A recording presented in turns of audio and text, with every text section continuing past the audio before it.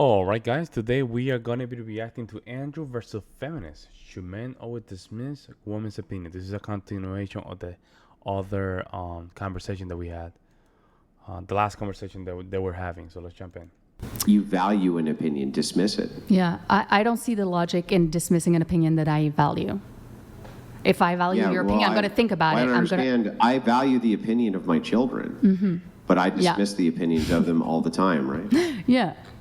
That's a good point. So I don't understand. But as grown-ups, how is that illogical? Well, that's a completely different scenario.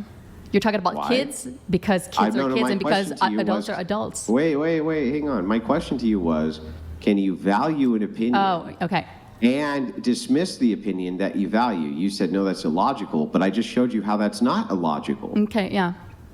But how do you, the way you value your kids' opinion is like, that kids are, kids. And it's different than the valuing of like your wife's opinion, right? We can agree with that. Yeah, but hang on, let's back up. But your concept, yes.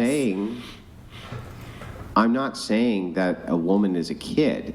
I was just giving you a comparison, a very quick comparison to show you how you could value an opinion while at the same time dismissing it. Yes. You say, okay, this is valuable, but I outright dismiss it. Even though I care about your opinion, it doesn't mean your opinion is going to be correct, right? I don't see why that couldn't be applied in intersexual dynamics between men and women. Of course it can be. I guess, yeah. Yes. So that's what I'm saying is, so if we're looking at this objectively, when Brian says to you, well, wait, I want a woman who's submissive. You say most men want a woman who's submissive. You say, but I want an opinion. Brian says, well, you should have an opinion, but that doesn't mean I shouldn't be able to dismiss it. I don't see what you're actually disagreeing with. But I mean, also, I think it's the definition of value too, like in the sense of like when I talk about the valuing the opinion of like grown-up adults, it's like it's you value it because it's something that you can actually like think about and like and again it depends on situations, but like kids generally, like young kids, it's like you don't value it in something that can be, well, sometimes it could be tangible, but anyways, yes, your concept, I get your concept, and yes, you can dismiss. Yeah. So you can value an opinion. I get your logic. You completely value an opinion and dismiss the opinion at the same time that you value it. And so what I think happens, and this is just my opinion, but I think we have a lot of sloganeering where, especially under egalitarianism, we think a lot about the slogans of like, but my opinion matters. It's like, I think your opinion does matter, but that doesn't mean that it's going to matter in every situation or that it shouldn't be dismissed and dismissed often. Because here's the thing, you and I both know, you're 39, you're not particularly young, right? A lot of people have a lot of opinions that are fucking stupid, right? Like, isn't that true? They just have a lot of really dumb opinions. Yeah, of course. Yeah, so I mean, and don't you dismiss those opinions all the time? It's just being stupid? Yeah, but I think like this conversation goes back to our earlier conversation was like, but then we assume that like, because you're a man, then it's better. I think that's where... Well, then I'm going to ask you a couple other questions. No, that's her projecting. She really thinks in her mind. This is actually, I would say, this is a projection mechanism. She's projecting this idea, and in no moment I was thinking that Andrew's opinion was better than her. It's just based on Andrew's logical structure. He's making a better argument, but in no moment I thought like, you know what? Just because Andrew's a man, his opinion is much better.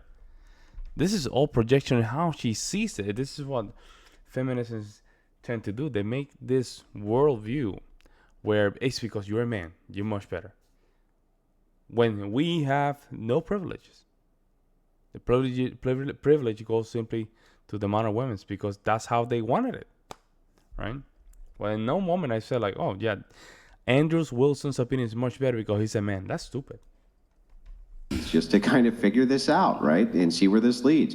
Would you say, if you had to make the comparison, if you were on the spot, right, gun to your head, which sex do you think is more logical and reasonable, men or women? Yeah, probably men. Okay, well then by this, so mean- then an entailment, hang on, so then an entailment there, if you think that men are more logical and reasonable, and you think that that is so, then why would my position of you should probably follow the logic and the reason be in any way disputed? It seems totally rational to me, right? Well, first of all, I just don't think all men are logical, and I'm not saying all. No, I'm I not saying know that you're not. I know you're not. Yeah, nor am I know you're saying not. that all women are not but more logical and rational. Yeah, men generally are more logical than women, but I don't Would think, you rather have a leader who is more logical and rational or more emotional? Yeah, of course, logical, rational. Yeah, but logical you need and rational. both. So if men are more logical and rational, But you need and both. you'd rather have a leader who is more logical and rational, and you think that men would prefer a submissive wife and you would prefer a leader, then it stands to reason to me that you would want the man to lead, right? Sure.